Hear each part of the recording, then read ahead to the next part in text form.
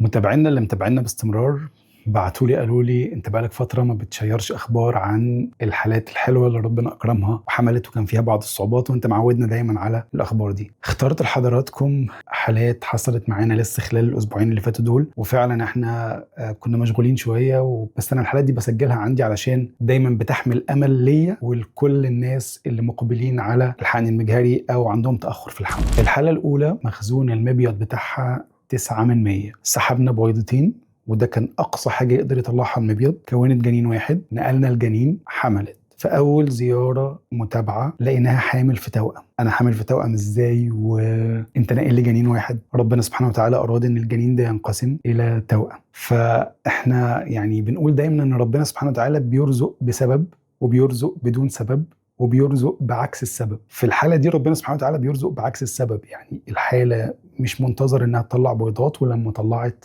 مش منتظر انها تحمل، ولما حملت احنا ناقلين جنين واحد، يوم ربنا سبحانه وتعالى يشاء انها تحمل في توأم، يعني احسن من اللي عندها مخزون مبيض عالي جدا. الحاله الثانيه هي حاله من اليمن، وانا بحب اهل اليمن جدا، لهم عندي معزه كبيره قوي لاسباب كتير، اهمها انهم دايما مسلمين امرهم لله. ودايما لما الحاله منهم بيحصل انه مفيش نصيب في الحمل، عمر ما الحاله بتجيلي زعلانه. الحاله دي جات لي عن طريق ترشيح من قرايبها كتير من فضل الله رب العالمين، هم مقيمين في السعوديه ومقيمين في اليمن، معظمهم حملوا معانا وكتير منهم ربنا اكرمهم وولدوا توائم معانا من فضل الله رب العالمين، او ولدوا في السعوديه او في اليمن. الحاله كان عندها تاريخ مرضي، الحاله عملت 4 مرات حقن مجهري في احد المراكز الممتازه مع احد الزملاء الممتازين، ومفيش ولا مره حصل نصيب وحملت. فهي لما جات لي سالتها عندك اجنه مجمده ولا لا؟ قالت لي عندي اجنه مجمده، ولكن انا عاوز ابدا محاوله من الاول خالص. قلت لها طالما عندك اجنه مجمده يبقى اقنعتها ان احنا ننقل الاجنه المجمده. عندها 8 اجنه على انبوبتين، فكينا اول انبوبه عليها 4 اجنه، اخترنا احسن 3 اجنه من الاربعه ونقلناهم، وربنا اكرمنا وهي حامل دلوقتي في توأم في الاسبوع السابع من الحمل،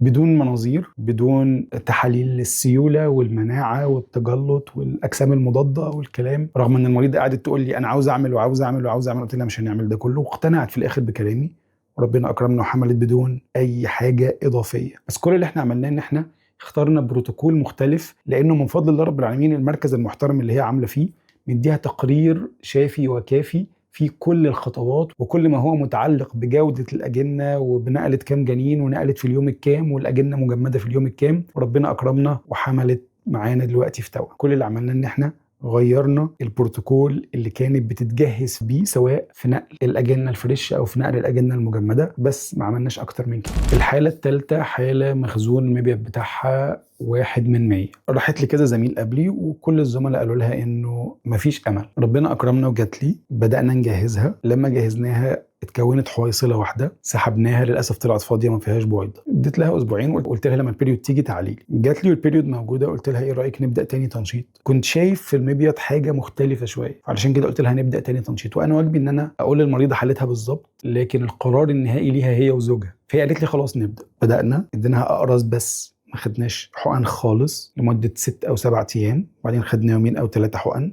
سحبنا 3 بويضات، كونا 2 اجنه درجه اولى جودتهم ممتازه، ومنتظرين اختبار الحمل. يا رب يا رب ربنا يكرمنا ويكرم كل مشتاق وطامح للذريه يا رب.